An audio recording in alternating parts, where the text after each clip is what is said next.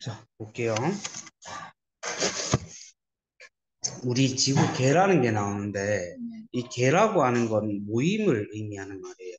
그러니까 지구를 구성하고 있는 친구들의 모임. 이거를 지구개라고 얘기를 해줄 수 있어요. 구성 요소의 집합, 지구를 이루고 있는. 자, 그러면 이렇게 이 집합 안에 누가 있냐면, 5개의 권이 있는데, 지권, 수권, 기권, 생물권, 외권, 이렇게 5개의 권이 있어요.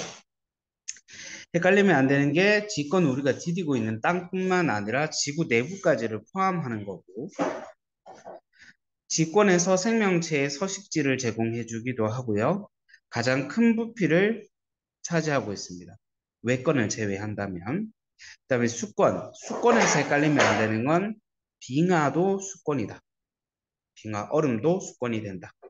그다음에 기권에서는 여러 가지 기체들로 이제 이루어져 있는데 제일 많은 게 질소예요. 질소가 한 78%고 21% 정도가 산소예요. 생각보다 산소가 좀 적죠. 그 다음에 기상현상이 날씨가 만들어진다라는 거.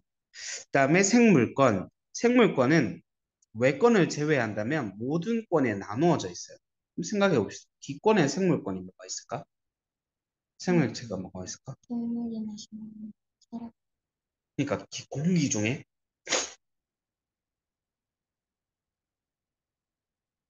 새는 날아다니지만 뭐, 결국 저기 뭐야 육지에 둥지를 틀잖아. 음, 어떤 애들이 있냐면 셀 수도 없이 많은 세균과 같은 친구들 있어.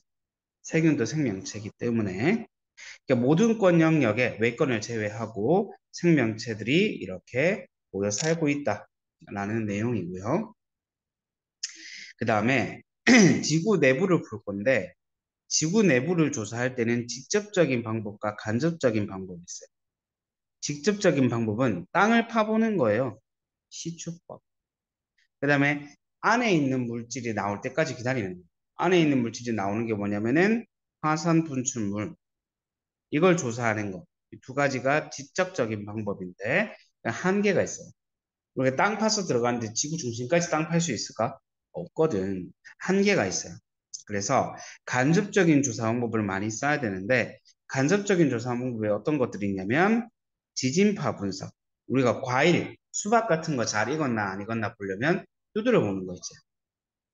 그렇게 진동을 내는 거. 지진이 났을 때의 지진파를 분석하는 방법이 간접적인 방법. 그 다음에 운석 연구 같은 것들이 있는데 운석이 떨어질 때의 그 마찰 열 에너지가 거의 지구 내부 온도랑 비슷해서 잠깐만. 자, 계속 볼게요. 그래서 간접적인 방법은 지진파 분석과 운석 연구가 있는데 이 지진파 분석이 중요해요. 왜냐하면 가장 효과적인 방법이에요. 지구에 지진이 났을 때 그 지진을 조사해서 지구 내부에 어떤 물질이 있는지, 어떤 상태로 있는지를 알아낼 수 있어요.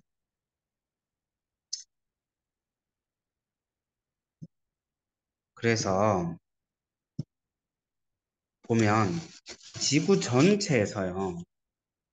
지구 전체를 반틈으로 가르게 되면은 지구 맨 겉부분이 나오겠지. 맨 겉부분을 지각이라 그래요. 그 안쪽을 멘틀이라 불러주고 가장 큰 분포를 차지하고 있어요. 그 다음에 외핵이 있고요. 내핵이 있어요.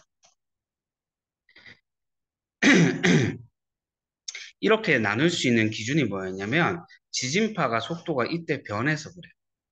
지진파의 속도 변화를 기준으로 하는데 지각과 멘틀의 이 경계가 되는 경계를 모호면이라고 불러요. 풀네임은 모호로비치치 불연성면인데 우리가 보호면이라고 줄여서 얘기를 해줍니다. 그 다음에 지진파 얘기를 조금 더 해봅시다. 지진파는 이렇게 두 가지가 있어요. P파가 있고 S파가 있거든. P파는 좌우로 우로 진동하면서 옆으로 전달됩니다. 이렇게. 그렇게 전달이 되는 형태로. 음. 그래서 진동하는 방향과 진행하는 방향이 나란하다라는 특징이 있습니다. S파 같은 경우에는 진동을 아래 위로 하면서 옆으로 전달됩니다. 진동하는 방향과 진행하는 방향이 수직이죠. 이런 파를 우리는 횡파라고 불러주고요. 이런 파는 종파라고 불러줘요. 누가 더 빠르게?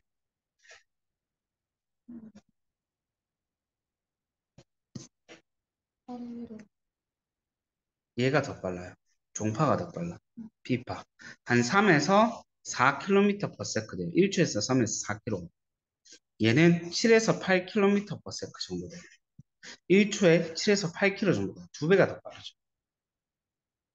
통과 물질도 좀 달라요. P파는 고체, 액체, 기체 다 통과해요. 얘는 고체만 통과해요. 피해 정도는 누가 심할까? 흔들리는 폭이 S파가 더 크기 때문에 S파가 피해 정도가 더 크고 P파가 피해 정도가 좀 약해요. 오케이? 이 지진파를 어떻게 우리가 세워줄 수 있냐면, 측정해 줄 수 있냐면, 지진파 분석기라는 게 따로 있는데,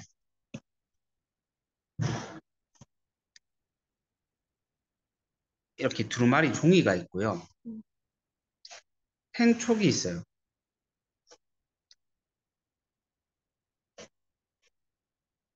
펜이 여기 이렇게 달려 있고, 스프링이 아래 위로 이렇게 돼 있는데, 가운데 이렇게 추가 있고, 추 끝에 펜이 이렇게 있단 말이야. 그 다음에 지진이 나게 되면, 이 두루마리를 내가 잡아 당겼을 때, 지진이 안 났을 때는 일자로 이렇게 선이 나오겠지. 근데 만약 지진이 나게 되면 흔들린단 말이야. 그래서 지진파 분석기에 이런 식으로 측정이 되는데, 이렇게 아래 위로 흔들리는 폭이 적을 때는 P파가 먼저 도착했는 거고, 나중에 크게 흔들릴 때는 S파가 도착했는 거예요. 그래서 P 도착 시간 간격을 PSC라고 불러요. 오케이? 음. 자, 다시. 그래서 지진파의 어떤 속도 변화를 그래프로 한번 나타내 본다면, 일단 P파가 좀 더 빨라.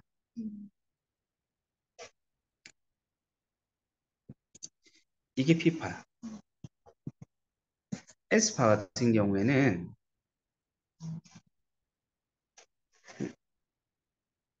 이거 왜 이래?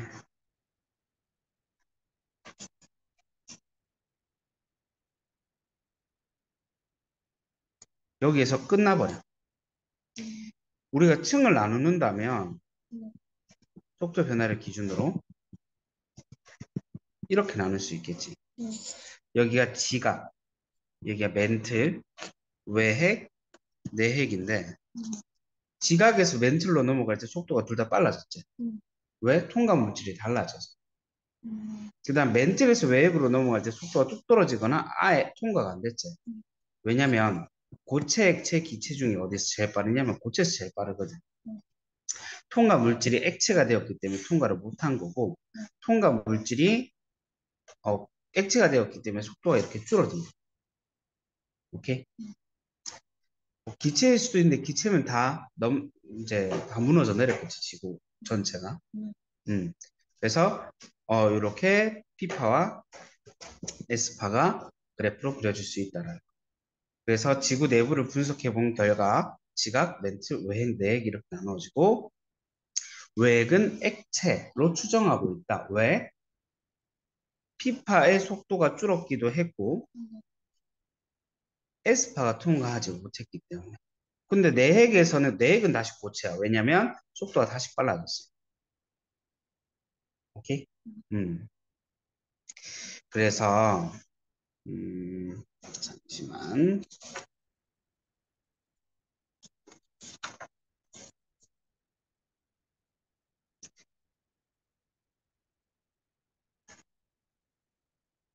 이렇게 층이 나누어져 있다라고 하는 걸 층상구조라고 불러요. 왜 확대가 잘 안 되지? 이렇게. 증상구조 지각 멘트로 외핵 내핵 증상구조로 되어 있고 그 다음에 가장 큰 부피를 차지하고 있는 게 누구예요? 네. 좋았어. 다음 제일 겉부분이 지각. 바다 밑에 있는 건 해양 지각, 육지에 있는 건 대륙 지각. 음. 누가 더 두껍냐면 대륙 지각이 더 두껍고 누가 더 밀도가 크냐면 해양 지각이 밀도가 더 커요. 음. 그래서 두께는 대륙 지각이 더 두껍다라는 거.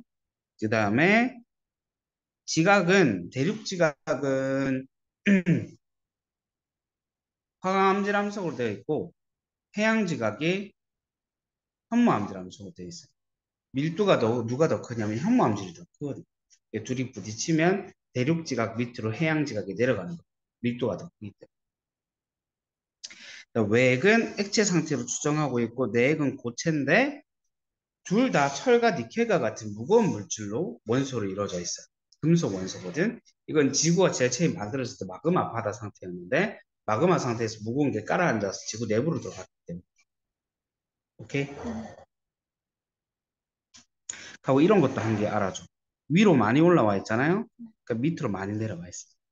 모으면이 깊게 내려가 있어요. 오케이? 그 다음에 이렇게 5개의 권들이 있다고 배웠는데 이 5개의 권들은 따로따로 놀지 않아요. 한 개 문제가 생기면 다른 권에 꼭 영향을 줘.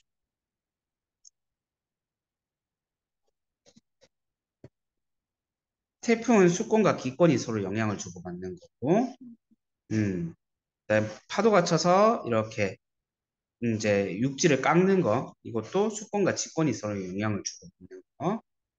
그러니까 이런 식으로 혼자 존재하는 게 아니라 서로서로 영향을 주고받으면서 존재한다라는 거예요. 그래서 지구계라고 하는 것도 플레임의 정의가 지구를 구성하는 5개의 권들, 이 요소들이 서로 영향을 주고받는 집합이다. 이렇게 얘기해요. 오케이? 오케이. 내용 설명은 요쯤 하고요.